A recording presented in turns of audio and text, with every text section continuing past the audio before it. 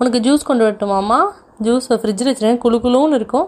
நீ பண்ணதை கேள்விப்பட்டேம்மா, அப்படியே குளு குளு குளு குளுன்னு இருக்குமா, இதுக்கு மேலே எதுக்கு ஜூஸு அப்படிங்கிறாங்க ராதிகானா கிண்டலா. அது அவங்க அம்மா நான் என்னவே ஒன்றுமே பண்ணலடி அப்படிங்கிறாங்க. மையும் நீ எந்த சொல்ல போ அப்படிங்கிறாங்க ராதிகா. நீ இங்கே வரேன்னு சொன்னப்போ நான் என்ன சொன்னேன்? நீங்கள் எந்த பிரச்சனையும் பண்ணக்கூடாது, வாயை முடிக்கிட்டு சும்மா இருக்கணும்னு சொன்னனா இல்லையா? நான் அப்படி தானே இருக்கேன். யார் நீ?